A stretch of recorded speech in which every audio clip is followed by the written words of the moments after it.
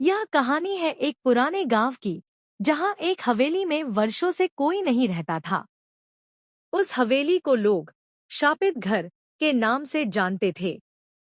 कहा जाता था कि उस घर के आंगन में एक गहरा कुआं था, जो लोगों की मौत का कारण बन चुका था। उस कुएं में जो भी गिरता, वह कभी वापस नहीं आता। गांव के लोग उस कुएं से दूरी बनाकर रखते थे।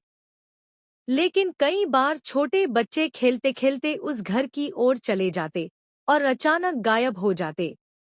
लोगों का मानना था कि उस कुएं में एक बुरी आत्मा का वास है, जो लोगों को अपने अंदर खींच लेती है।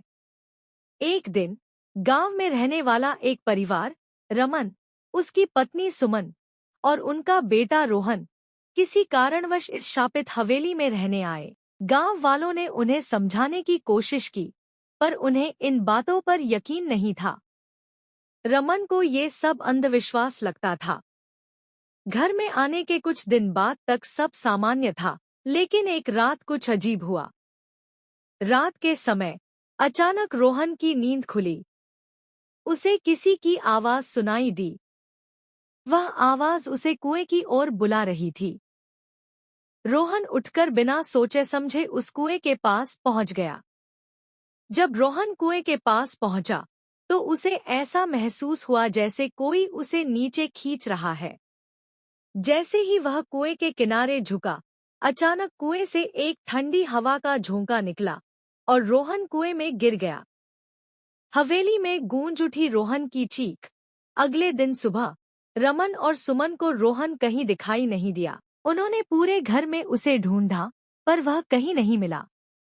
अंत में जब वे कुएं के पास पहुंचे, तो उन्हें रोहन का एक खिलौना कुएं के पास पड़ा मिला। अब उन्हें समझ में आ गया था कि उनका बेटा उसी कुएं में गिर चुका है। रमन ने बिना सोचे समझे कुएं में झांकने की कोशिश की, पर वह इतना गहरा था कि उसमें कुछ भी नहीं दिखा। उसी वक्त उसे ऐसा महसूस हुआ जैसे कुएं के अंदर से कोई उन्हें देख रहा हो। अचानक कुएं से एक डरावनी आवाज आई, तुम्हारा बेटा अब हमारा है।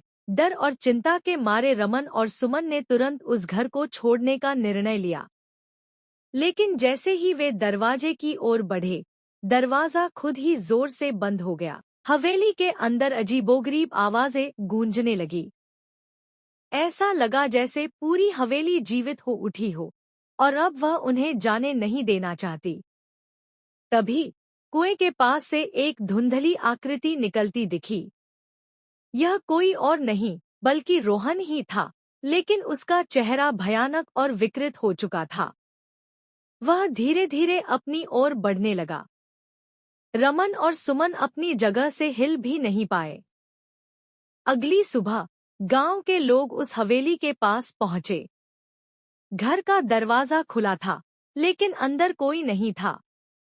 सिर्फ वह कुआं था, जिसकी गहराई में एक अजीब खामोशी छिपी हुई थी।